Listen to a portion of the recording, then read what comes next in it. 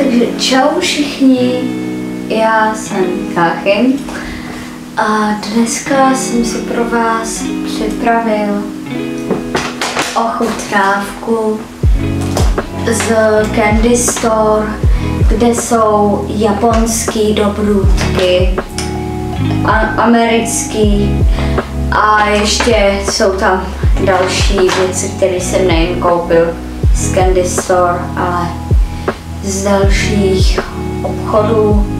Tak doufám, že se vám bude videjko líbit a jdeme na první ochutnávku. Jako první jsem si tady pro vás připravil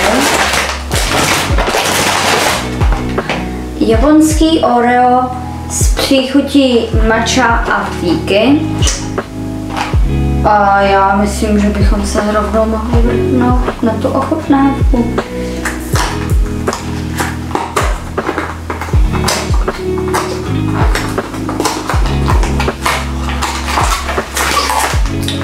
Obal uvnitř té krabice jsou takový malý pytlíčky s Oreama. Přijdou mi, že tam budou strašně tenké, tak je zkusíme.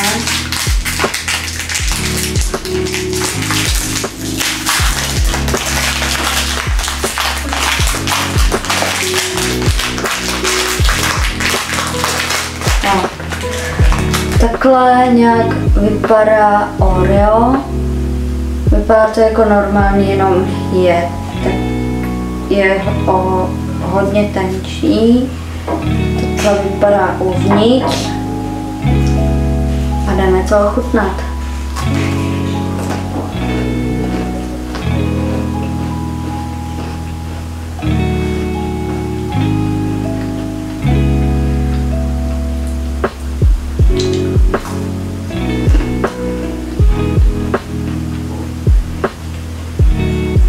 Já, když to ochutnám s tou sušenkou, tak tam skoro vůbec necítím ty fíky, matchu jenom trochu. Na to trošku jako, kdybyste si dali normální originál Oreo a jenom je tam malička to cítit ta matcha. Budu teďka ochutnat jenom tu náplň.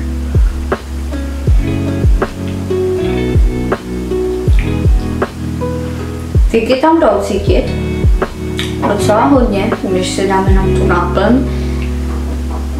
Ale matcha, nevím. Jinak tohle je to od Candy Store v Brně.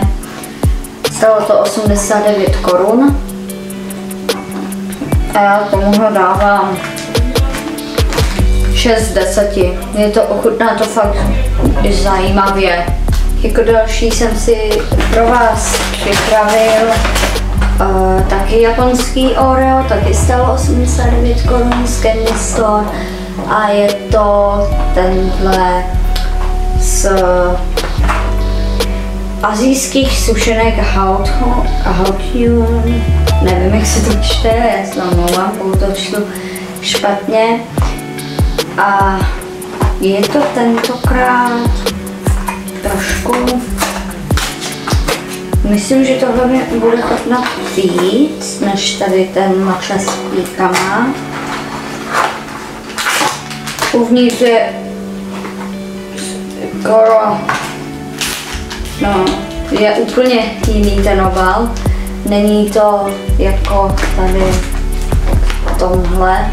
Tady je vidět, jak to vypadá ještě předtím, než to otevřete. Tady je jenom napsaný nějaký japonský název.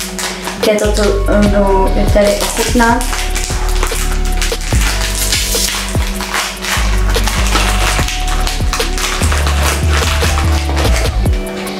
Takže Oreo vypadá úplně stejně, je tenký.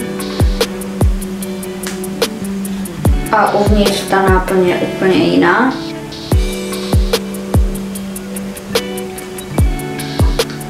A já to jdu tady ochutnat.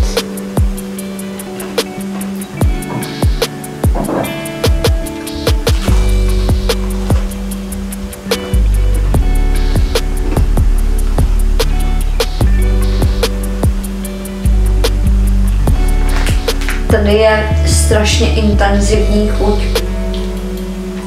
té náplně. Skoro vůbec necítím ty čokoládové sušenky. Dokonce je to tam i trošku štíplavé. Nevím, jestli to tak má být u těch asijských sušenek.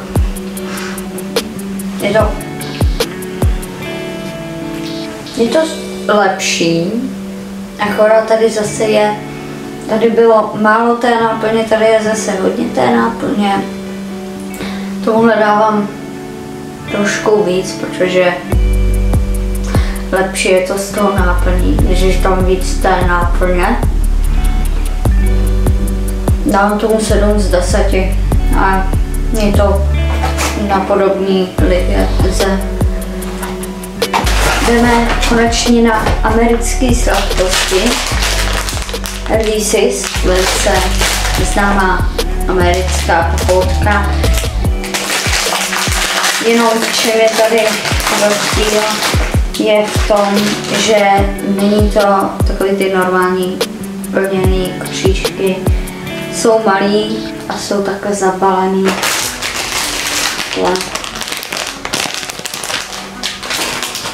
Já tady to otevřu. Tak ještě vevnitř, tam je taky takovýhle ten košíček.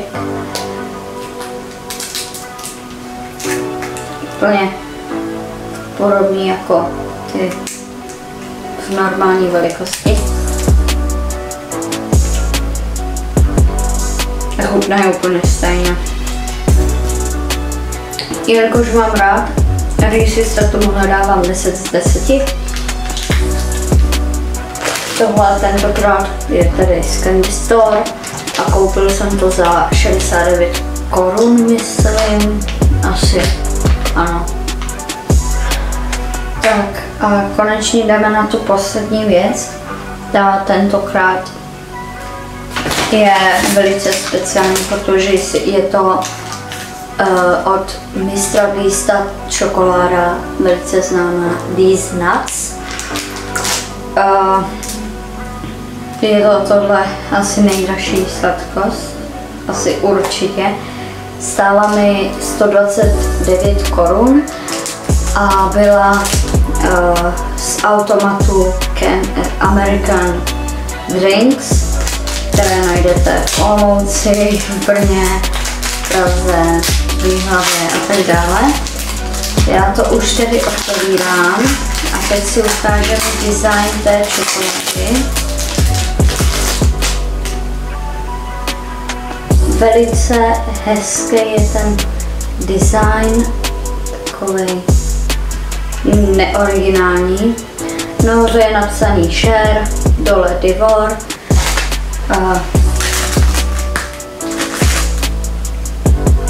Uvnitř ta náplň je teda arašidová, takže úplně podobný mělo by to chutnat podobně jako Reese's. Tady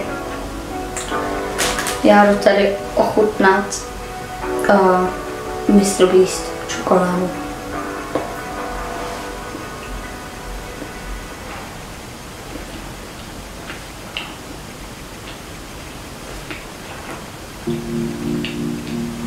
Je teda pouze ze 7 ingrediencí a stál 129 korun, 60 gramů, což je dost, na to, že je to taková čokoláda. A je to upřímně za mě lepší než Reese's. Není tam cítit moc to arašidové máslo, víc se tam cítí ta čokoláda. Je to fakt dobrý, takže tomuhle dávám 11 z 10 vynikající. A myslím, že tohle je pro dnešek všechno. Děkuji, že jste se dodívali až do konce. A pokud jste tady na kanále nový, vlastně já jsem tady nový taky, tak mi prosím podpořte odběrem a můžete klidně k tomu nahodit zvoneček, ať vám další videjka o třeba takových ochutnávkách a dalších takových videjkách neutečou.